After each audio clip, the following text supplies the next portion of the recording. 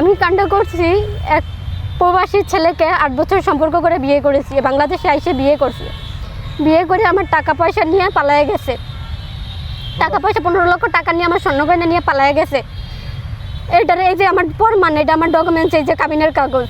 যখন আমার বাবা মা জানছে তখন আমারে বলছে ওর সাথে আর কথা বললো না, ওর সাথে যোগাযোগ করলো না। আমার ফ্যামিলির অবাধ্য হয়ে আমি তাকে বিয়ে করেছি, নিষেধ করেছে তাকে। আর তারা নিষেধ করার কারণে আমি বিয়েটা তাকে অবাধ্য হয়ে করাতে তারা আমার ত্যায্য করে দিচ্ছে, এক হিসেবে ত্যায্য। আমি তাদের সাথে কোনো যোগাযোগ করতে পারি না। কতদিন সংসার করেছেন তার সাথে?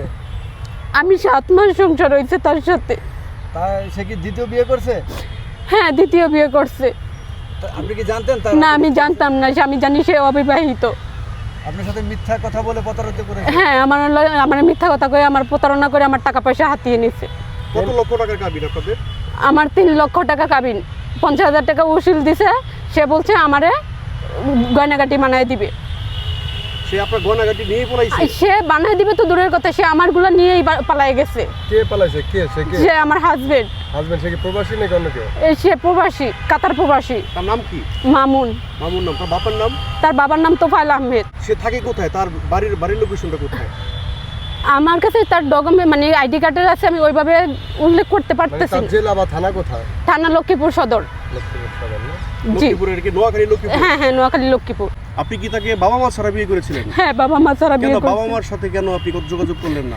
বাবা মা যে বলছে তার মা নাই, তার বাবা আছে, তার বাবা অন্য জায়গায় বিয়ে করছে, মানে অনেক একটা খারাপ উচ্চারণ করে সে এই কথাটা বলছে, যেখানে আমার আর কোনো যাচাই করার কোনো জায়গা ছিল না বা ওইরকম কোনো ভাষা ছিল না বলার মতো। আপনি কি কাজ করতেন? আমি গার্মেন্টসে চাকরি করি। আপনি গার্মেন্টসে কাজ করে এত টাকা কিভাবে জমা? আমি আমি আজকে 9 বছর ধরে চাকরি করি।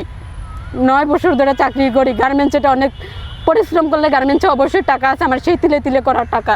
আপনি ওই কতক্ষণ ডিউটি করতেন? আমি ডিউটি করি, আমি রাইতে সকালে 8টা বাজে যাই, রাইতে 10টা বাজেও আসি, এমনকি 12টা বাজেও আসি। আপনি তার সাথে এই ব্যস্ত থাকার সময় কিভাবে কথা বলছেন তার সাথে? কথা বলছি সময় করে করে, ফাঁকে ফাঁকে। এটা কি আপনার বাবা মা কেউ জানতো না? না, কেউ জানতো না। যখন আমার বাবা মা জানছে তখন আমারে বলছে ওর সাথে আর কথা বললো না, ওর সাথে যোগাযোগ করলো না। আমার ফ্যামিলির অবাধ্য হয়ে আমি তাকে বিয়ে করেছি। আজকে আমার এই পরিস্থিতি।